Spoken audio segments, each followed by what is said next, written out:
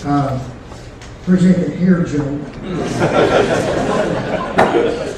We had a guy come to my wife's office the other day and he wanted to do a story in our newspaper, school newspaper, on my hair. What kind of freak would do that? You're a freak. I want to say first, we appreciate all this. Thank you for everybody. Thank you. Everybody said thank you. We certainly appreciate all this. And I noticed when I got here, I was sitting right down there, right on the end. I noticed it here, right there, and I think Brad White said there last year. Look where he is. I'll my back next year. So maybe get your list here. And by the way, too, if our superintendent had a son, he'd probably get back.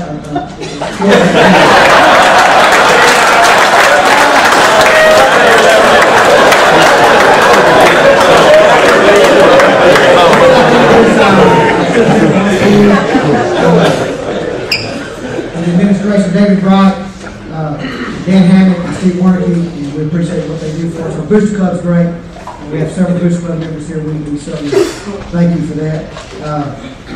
Tim, you mentioned it, about 3A and so forth, and and I know a lot, we're the elephant in the room. We understand that we're one of the biggest 3As. We're the biggest 3 in our district, we're one of the biggest 3As around. But on realignment day, we looked down and we were 3A, but guess what? Lamarck went 3A, they beat us 100 times in the state championship. Manville, who's 4A, they beat us last year with the state championship game, they're 5A.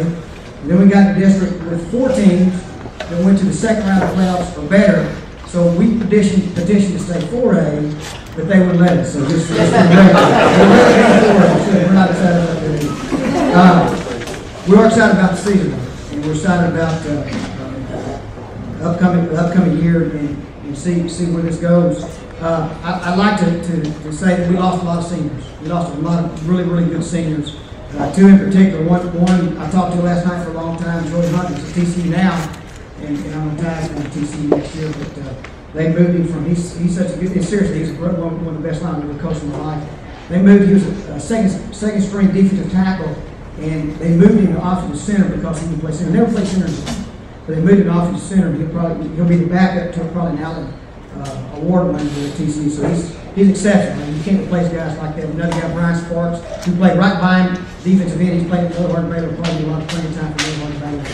And those 2 guys, you just can't replace. You have to just fill some holes with that. And I'm like Tim. We're still trying to figure out a start lineup. We'll have a start lineup before next Friday, I promise you. But I'll tell you what I will do. What I always do mention, I'll mention our return starters last year. That doesn't mean anything. That doesn't mean they're going to start this year. That means they started last year, so they've earned the privilege of getting their name mentioned here. And I'll mention right now Cole Hunt. He's a tight end.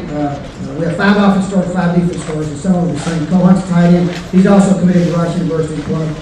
Trey Moore, a neat story, and I won't get into all of it, but he committed to Rice University also to play football. He walked up and handed their line coach his highlight tape from last year, and the line coach basically said, "Yeah, sure, right there." And so he looked at it, and he came down and found him, and he said, "Can you come to camp Thursday? We want to look at you at center." Well, Trey's Nolan's never played center in his life. So Trey and I spent about the next, it was like Tuesday, Wednesday, about 4 or 5 hours. He just snapped the ball to me, shotgun, snap it. Went down Thursday to their camp, they offered him scholarship. So that's a pretty good deal. Like I say, we may not be a flip, or what flip, but we're going to be smart. The Sean King, so Dan, we don't need to help this. Dan's our special ed guy.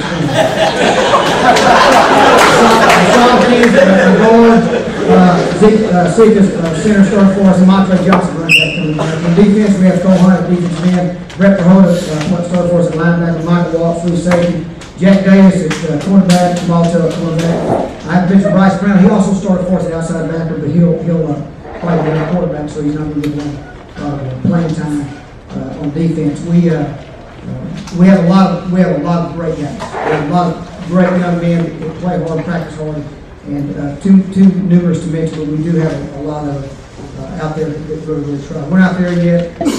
We scrimmaged West Columbia Thursday, the first time in a long time, but we've had 2 scrimmages. Normally we have spring training. By the way, guys, I mean, we're trying to, you didn't go to that bad way. We're trying to keep the spring training for everybody, at least have a choice. Not because El Campo's free, it's because we need to start promoting football in the spring. So I don't know if that's going to happen or not. Maybe not in my coaching lifetime, but someday it will.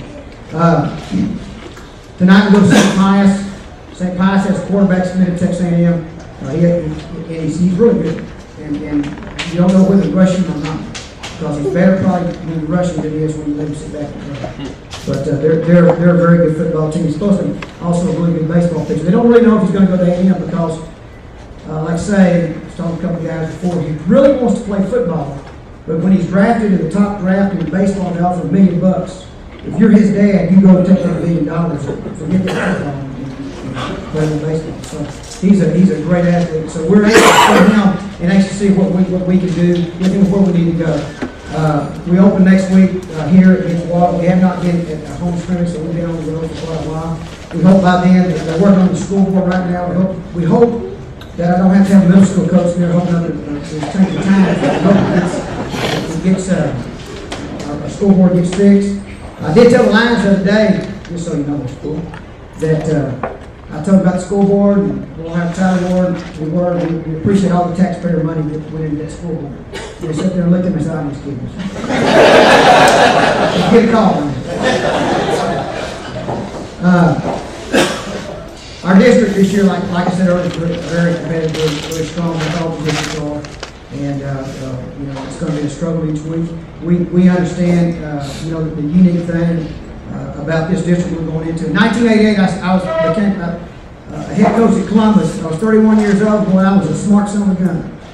And every team in that district are the same teams in that district that we're going into except El Campo. So 25 years later, I've got a little bit of my hair. I still got hair, but it's grayer, and I still wear red shorts. I just coach on a different side in El Campo. I told the newspaper at Columbus that, who was there back then, and he said, well, how's it going to feel like coming back to Columbus still on the other sideline? I said, heck, I don't know. I've never done it.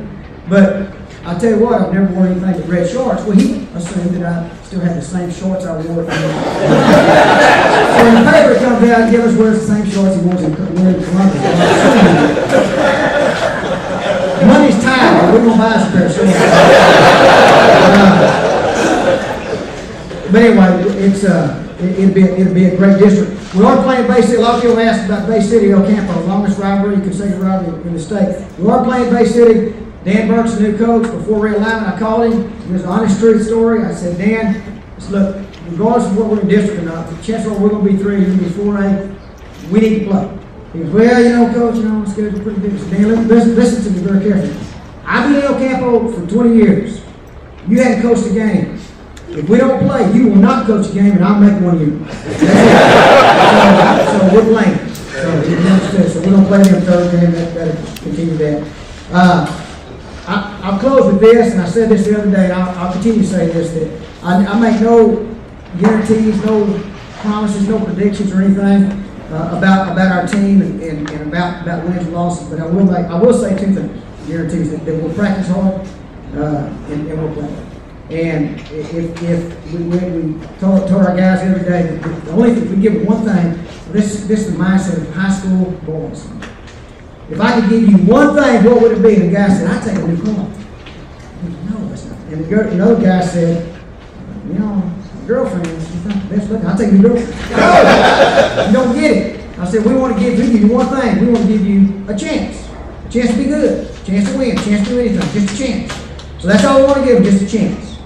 Just a chance to have success and a chance to play and to experience a little high school football, which is a great deal. Wish everybody good luck and stay healthy and don't watch wrestling. Thank you.